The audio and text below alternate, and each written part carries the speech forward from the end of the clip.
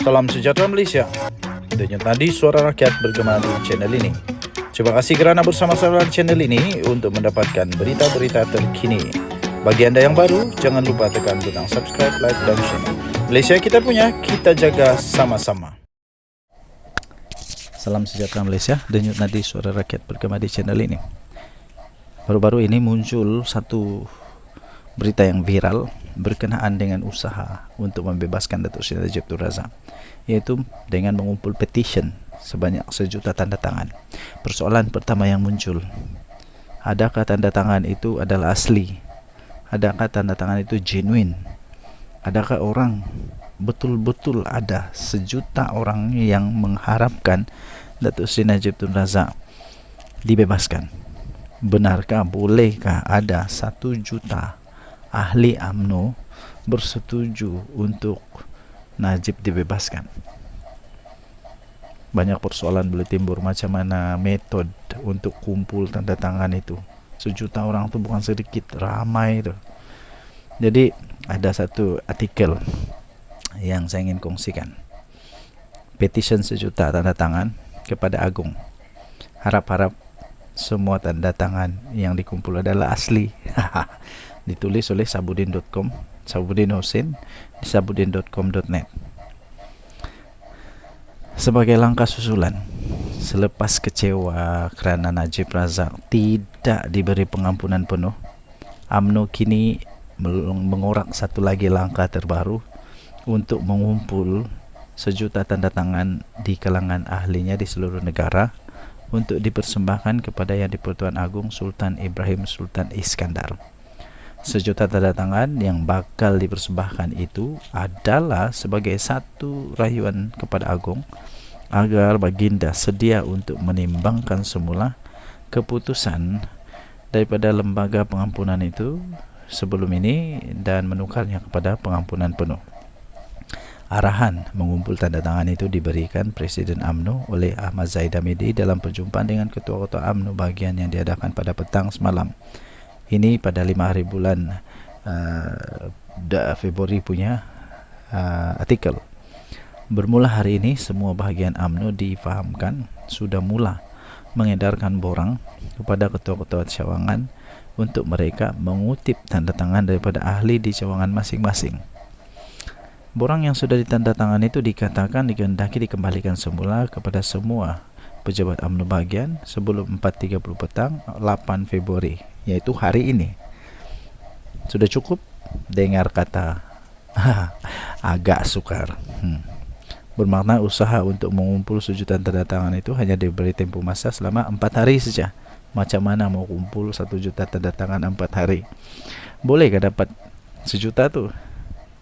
Harapnya jika benar berjadi kumpul 1 juta tanda tangan nanti, tanda tangan yang dikumpul dan bakal dipersembahkan kepada Agong itu adalah tanda tangan asli daripada nama-nama yang disenaraikan itu. Janganlah pula nama ahli saja yang disenaraikan, tapi mereka yang berkenan tidak pernah pun menurunkan tanda tangan. Maksudnya orang lain akan mungkin ketua cawangan saja yang menandatangani bagi pihak mana-mana nama yang disenaraikan itu. Jangan begitu ya, sebab semua tanda tangan itu hendaklah dipersembahkan kepada Agong, ketua negara yang kita semua wajib setia, tidak boleh derhaka dan tidak boleh berbuat dusta. Persoalan lain, wajarkah pengumpulan tanda tangan ini dilakukan? Apa dia punya implikasi? Apa kelebihan dia? Sebagai parti yang berada dalam kerajaan, kenapa UMNO bertindak seolah-olah mereka ini pembangkang? Kerana menghantar petition dalam bentuk 1 juta tanda tangan yang lebih berupa desakan daripada luar kerajaan kepada Agong. Patutkah parti dalam kerajaan berbuat demikian? Selain itu, sebagaimana disebut oleh Perdana Menteri sendiri, keputusan lembaga pengampunan adalah muktamad dan tidak boleh dicabar di mana-mana mahkamah. Jadi jika sudah muktamad dan tidak boleh dicabar, berarti ia juga tidak boleh dirayu. Jadi apa gunanya semua ini? Lagi pula, kalau semua banduan yang dipenjarakan hendak dibebaskan dengan cara menghantar petition rayuan, dengan cara dapat mengumpulkan 1 juta ataupun sejumlah tanda tangan daripada penyokong-penyokong sendiri, lebih baik tutup saja semua penjara di negara ini, katanya. nanti semua orang yang dalam penjara pun hendak buat petition rayuan juga. Kata Sabudin Hussein. 5 Februari 2024. Ini betul-betul saya pun fikir kenapa perlu dilakukan. Apa dia punya implikasi kalau diorang buat? Apa faedah diorang boleh dapat? Yakin kan dapat pengampunan? Itu semualah. Okay, so denyut nadi Suara Rakyat bergema di channel ini. Jangan lupa tekan butang subscribe, like dan share. Bye-bye. Salam sejahtera Malaysia. Denyut nadi Suara Rakyat bergema di channel ini. Ini dia berita yang dinantikan oleh seluruh rakyat Malaysia. 16 dari Bersatu akan menyokong Datuk Seri Anwar Ibrahim. Siapa identiti 16 mereka ini? Teruskan bersama-sama dengan video ini. Mana tahu ada individu-individu yang akan disebut. Tapi yang pasti dikatakan 16 daripada Bersatu akan menyokong Datuk Seri Anwar Ibrahim.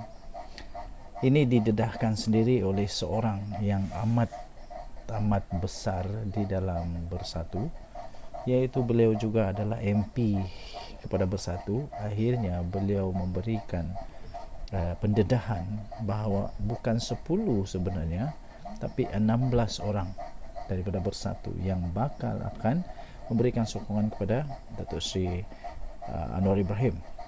Ahli Parlimen Bukit Gantang Datuk Syed Abu Hussein Hafiz Syed Abdul Fasal kini mendakwa seramai 16 ahli parlimen daripada Bersatu dari Bersatu menjelang bulan hujung bulan ini akan memberikan sokongan kepada Perdana Menteri Datuk Seri Anwar Ibrahim. Nampaknya Bersatu makin hancur kali ini.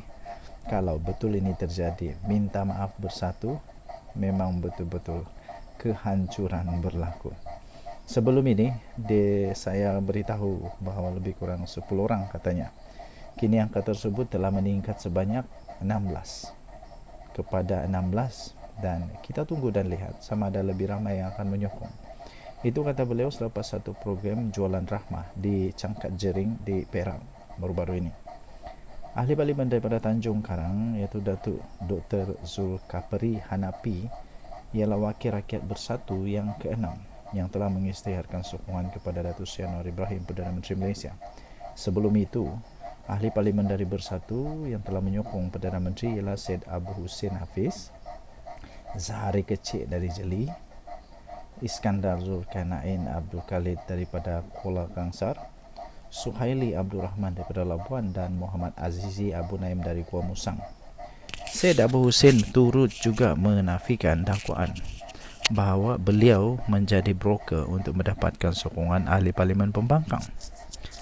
Dia berkata, saya bukan broker, saya bercakap benar dan saya tidak menghubungi mereka, katanya. Tambahnya lagi, apa yang saya boleh katakan ialah pembangkang sedang membuat sesuatu yang tidak bermakna, katanya. Mustahil untuk MP menyertai pembangkang. Mereka tak boleh menjaga yang ada dengan mereka pun. Macam mana nak mengharap MP daripada kerajaan untuk join dan tumbangkan kerajaan kalau MP dari sendiri pun tidak ada harapan untuk dijaga? Ini berimpian yang mimpi di siang bolong.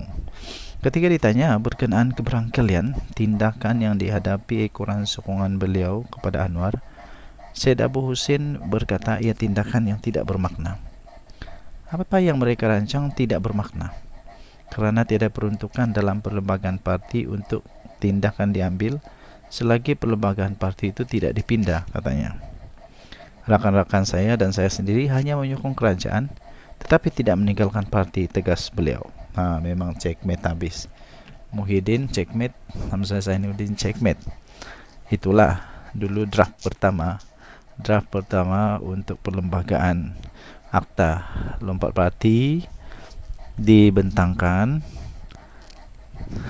Siapa yang tidak setuju dengan draft pertama? Akhirnya draft kedua muncul, dan draft kedua yang disetujui oleh tim-tim pasukan orang-orang daripada Bersatu Muhyiddin akhirnya memakan diri sendiri, hancur berkecai. Apa boleh buat? Semuanya sudah terlambat. Dan kita tunggu. Sebelum ini dikatakan 10 orang yaitu ada dari utara, ada juga daripada selatan tanah air, dan mungkin juga ada daripada Kelantan, Terengganu, Perlis, Kedah, mungkin juga. Tapi kalau 16 tidak mustahil. Setiap tempat ada. Dan tidak mustahil selepas ini tiba-tiba orang-orang besar pula yang mengumumkan menyokong Datuk Seri Anwar Ibrahim. Tidak pernah ada yang mustahil dalam politik Malaysia. Denyut nadi suara rakyat bergema di channel ini. Jangan lupa tekan butang subscribe, like dan share. Bye bye.